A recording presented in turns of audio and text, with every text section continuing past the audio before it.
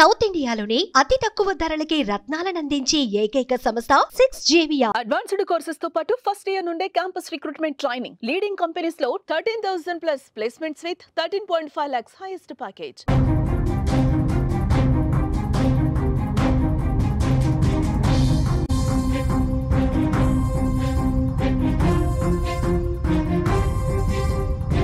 Welcome to Suman TV. Sarpanch ఎన్నికలు ఎప్పుడా అని ఎదురు చూస్తున్న వాళ్ళకి ఖచ్చితంగా ఇది గుడ్ న్యూస్ అవుతుంది. ఎందుకంటే గ్రామాల్లో ఇప్పటికే అనేక మంది నాయకులు సర్పంచ్ ఎన్నికల బరిలో నిలవడానికి, సర్పంచ్ ఎన్నికల కోసం ఎదురు చూస్తున్నారు.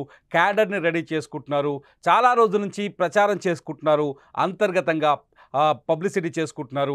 అంతేకాదు నేనే కాబోయే సర్పంచ్ అంటూ ఇప్పటికే జనాన్ని కూడా ప్రిపేర్ చేశారు. కానీ సర్పంచ్ ఎన్నికలకు నోటిఫికేషన్ ఎప్పుడు వస్తుందనే దానిపైన ఇప్పటివరకు స్పష్టత లేదు.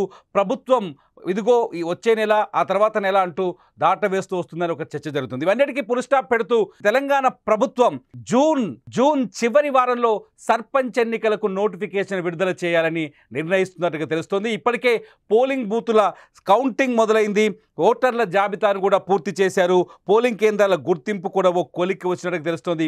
ఇటు అధికారులు శరవేగంగా పనులు చేస్తున్నారని ఒక సమాచారం అందుతోంది. మొత్తానికి సర్పంచ్ ఎన్నికలతో పాటు ఆగస్టు 2వ వారం నాటికి పూర్తి స్థాయిలో స్థానిక సంస్థల ఎన్నికలన్నింటినీ పూర్తి చేయాలని కాంగ్రెస్ ప్రభుత్వం, రేవంత్ రెడ్డి ప్రభుత్వం ఏర్పాట్లను పూర్తి చేస్తున్నట్టుగా సమాచారం అందుతుంది. ఇప్పటికే ఈ ఎన్నికలకు సంబంధించి, స్థానిక సంస్థల ఎన్నికలకు సంబంధించిన అన్ని ఏర్పాట్లను పూర్తి చేశారు.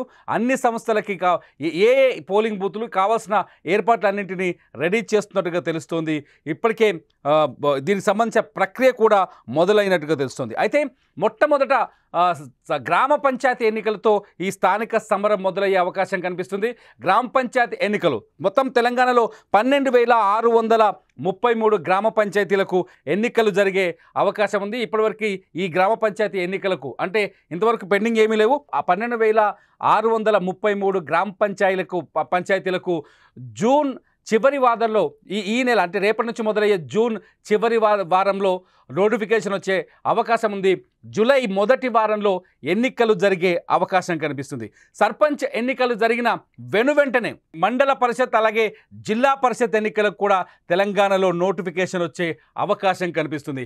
ఎంపీటీసీ, జెడ్పీటీసీ ఎన్నికలకు కూడా అంటే జూలై ఫస్ట్ వీక్లో సర్పంచ్ ఎన్నికలు పూర్తయితే జూలై 2వ వారంలో ఎంపీటీసీ, జెడ్పీటీసీ ఎన్నికలు వచ్చే అవకాశం కనిపిస్తుంది. మొత్తం తెలంగాణలో 5,817 ఎంపీటీసీ స్థానాలకు ఎన్నికలు జరిగే అవకాశం ఉంది. ఎంపీటీసీలకు కూడా ఆల్మోస్ట్ ఆ లైన్ క్లియర్ అయినట్టుగా తెలుస్తుంది.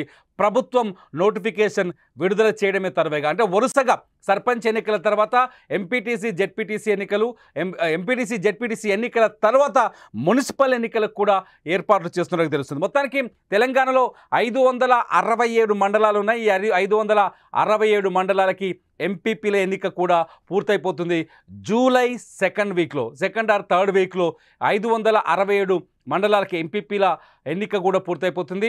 జెడ్పీటీసీల ఎన్నికలు, జెడ్పీపీల జిల్లా పరిషత్తుల ఏర్పాటు కూడా పూర్తయిపోతుంది. మొత్తానికి స్థానిక సంస్థల ఎన్నికల కోసం ప్రభుత్వం ఏర్పాట్లు చేస్తుందని చెప్పాలి. అయితే రిజర్వేషన్లలో తేడా ఉండడం, రిజర్వేషన్లపైన స్పష్టత లేకపోవడం వల్ల ఈ ఎన్నికలు ఇప్పటిదాకా వాయిదా పడ్డాయి. అయితే కాంగ్రెస్ ప్రభుత్వం అధికారంలోకి వచ్చిన తర్వాత సర్వే నిర్వహించి బీసీల లెక్క తేల్చడంతో బీసీల పైన ఒక బిల్లును కూడా తయారు చేసి అసెంబ్లీలో బీసీ రిజర్వేషన్ బిల్లును రెడీ చేసి ఆమోదింపజేసి కేంద్రానికి పంపించింది ఇప్పటికే రాష్ట్ర ప్రభుత్వం, రేవంత్ రెడ్డి సర్కార్. అయితే ఈ బిల్లుని కేంద్రం ఆమోదించినా ఆమోదించకపోయినా ఈ జూన్ చివరి వారం నుంచి జూలై, ఆగస్టు 2వ వారం వరకు స్థానిక సంస్థల ఎన్నికల్ని పూర్తి చేయాలని చెప్పేసి రేవంత్ రెడ్డి ప్రభుత్వం కృత నిశ్చయంతో ఉన్నట్టుగా సమాచారం అందుతుంది. అయితే కాంగ్రెస్ ప్రభుత్వం ఈసారి ఎన్నికలకి సరికొత్త వ్యూహాన్ని కూడా రచిస్తున్నట్టుగా తెలుస్తోంది.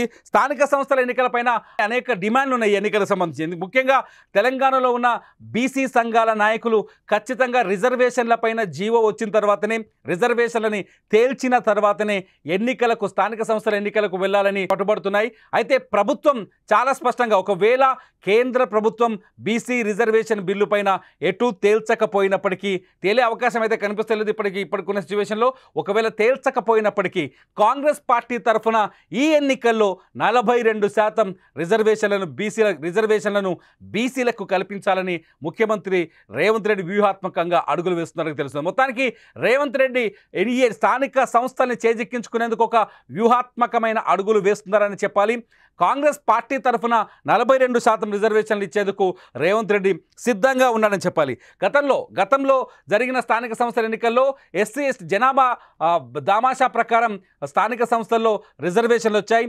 ఎస్సీ ఎస్టీలకు కూడా జనాభా దామాషా ప్రకారం రిజర్వేషన్లు వచ్చాయి. ఆ రిజర్వేషన్ అంటే ఎస్సీ ఎస్టీల రిజర్వేషన్ తీసేసిన తర్వాత బీసీలకు దక్కింది కేవలం స్థానిక సంస్థల్లో 21 నుంచి 22% రిజర్వేషన్లు మాత్రమే. మున్సిపల్ ఎన్నికల్లో 31% రిజర్వేషన్ దక్కాయి. అంటే ఈసారి కాంగ్రెస్ పార్టీ రాజకీయ ఎత్తుగడ కూడా ఇక్కడే కనిపిస్తుంది. గత ఎన్నికల్లో బీఆర్ఎస్ అధికారంలో ఉన్నప్పుడు బీసీలకు కల్పించిన రిజర్వేషన్లు కేవలం 21 నుంచి 22% మాత్రమే. మున్సిపాలిటీ ఎన్నికల్లో అయితే కేవలం 31% మాత్రమే. కానీ కాంగ్రెస్ అధికారంలోకి వచ్చిన తర్వాత బీసీల లెక్క తేల్చింది. రాష్ట్రంలో కులగణన చేపట్టింది వ్యూహాత్మకంగా. కులగణన జనాభా లెక్కలు తేల్చిన తర్వాత, కులగణనను చేపట్టిన తర్వాత బీసీల రిజర్వేషన్ పైన ఒక స్పష్టమైన నిర్ణయానికి వచ్చింది కాంగ్రెస్ పార్టీ. 42% బీసీలకు తెలంగాణలో రిజర్వేషన్లను అమలు చేస్తామని హామీ ఇచ్చింది కాంగ్రెస్ పార్టీ. 42% బీసీలకు రిజర్వేషన్ అమలు చేయాలంటూ తెలంగాణ రాష్ట్ర ప్రభుత్వం, తెలంగాణ అసెంబ్లీలో ప్రభుత్వం బిల్లును కూడా తీసుకొచ్చింది. ఆ బిల్లుకు ఆమోదం తెలిపి బిల్లుని కేంద్రానికి కూడా పంపించింది. బీసీ రిజర్వేషన్ బిల్లును కేంద్రం ఆమోదించాల్సి ఉంది. కేంద్రం దగ్గర పెండింగ్లో ఉంది.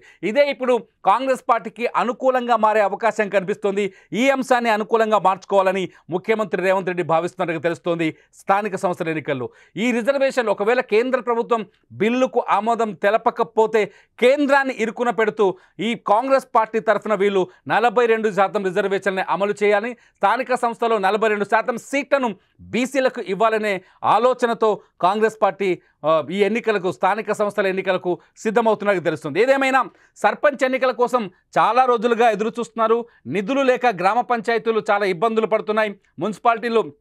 మున్సిపాలిటీల గడువు కూడా ముగిసిపోవడంతో మున్సిపాలిటీల్లో కూడా అనేక సమస్యలు కనిపిస్తున్నాయి. ఈ సమస్యలన్నిటికీ పరిష్కారం రావాలి అంటే వెంటనే స్థానిక సంస్థల ఎన్నికల్ని పూర్తి చేయాల్సి ఉంటుంది. కాంగ్రెస్ ప్రభుత్వం ఇప్పటిదాకా ఒకవేళ రైతు రుణమాఫీ కావచ్చు, లేకపోతే రైతు బంధు కావచ్చు, ఇటువంటి అంశాలు ఎన్నికలకు అడ్డుగా మారతాయి అనుకొని ఇంతవరకు ఎన్నికల వైపు కాంగ్రెస్ ప్రభుత్వం వెళ్ళలేదని రాజకీయంగా కొంత చర్చ జరిగింది. కానీ ఇప్పుడు సిచ్యువేషన్ అంతా రేవంత్ రెడ్డి కంట్రోల్లోకి వచ్చింది. మొత్తానికి రేవంత్ రెడ్డి ఒక వ్యూహాత్మకమైన అడుగు వేస్తున్నాడు. స్థానిక సంస్థల ఎన్నికల్లో రిజర్వేషన్ల అంశాన్ని ప్రజల్లోకి తీసుకెళ్లి జనాభా దామాషా ప్రకారం కాకుండా 42% రిజర్వేషన్లు బీసీలకు ఇచ్చి ఈ ఎన్నికల్లో ఓటు బ్యాంకుని తమ వైపు తిప్పుకునే ప్రయత్నం చేస్తున్నట్టుగా అర్థమవుతుంది. ఏదేమైనా సర్పంచ్ ఎన్నికలకు సమయం వచ్చేసింది.